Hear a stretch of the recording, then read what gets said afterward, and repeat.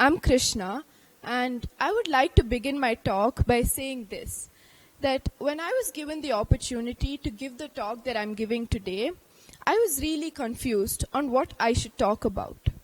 I had a bunch of other ideas that confused me, and so I had to ask myself, what is it that you want to provide a solution for? I knew I couldn't provide solutions to this very complex world and its questions. So the simple aim of this talk is to try and answer my own questions of this world. And in this process, if I end up answering some of yours, I'm more than happy to.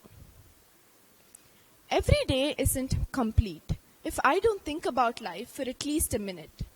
Like, is there a right or wrong in this world? If there is, who decides what's right and who decides what's wrong? If there is not, then why are some people branded criminals while some of us are not?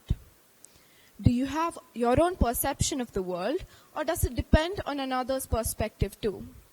If we do have our own view, is it important that we stick to our own view, caring about none? I know all of this is so complicated, and thinking about this has never given me answers. But hopefully, talking about it and sharing my ideas out loud will help me. Remember this quote, evolve, never change.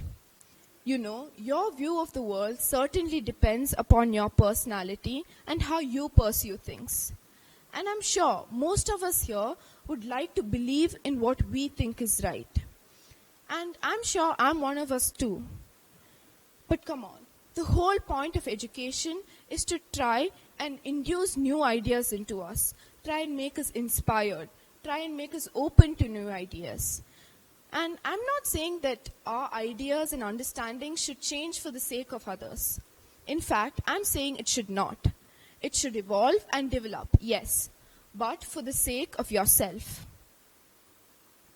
So to make things easier, let me put this into an example. Imagine you're an author who's just written a story or a book that is so special to you because it's so personal and unique. But unfortunately, it failed to have an impact on the readers because your style of writing is different and people have never read it before. Now, to move forward to your success, you could do two different things. One is change your whole book and write an entirely different story. One that is accepted by many, gathers a much bigger audience. But remember, you are not your audience anymore. You do not love your book anymore because it's not personal, it's not unique.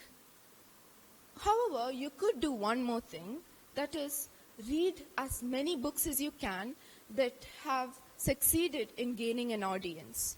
And to your own story, your personal story, add those few things that will make your story better and help the book evolve, yet retain its authenticity and uniqueness. Life is simply like this. Drafting and re-editing those pages are much different from just tearing those pages off and writing an entirely different story. Or just sticking to your own story, no one realizing its value.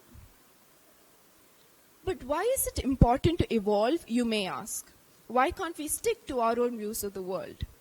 Well, as brutal as it may sound, we are nothing in this world by ourselves. Human beings are social beings who are meant to work as a team towards our success. What makes a democracy different from a dictatorship is that the voices of many that remained unheard are heard right now. And even though this may create numerous ideological conflicts, we can at least be satisfied that our decision was only made through crucial analyzing and is continuously refined for the better. So I have answered some of my questions, but some still remain closed doors for me. But if I open some of those doors for you, my speech just found its purpose.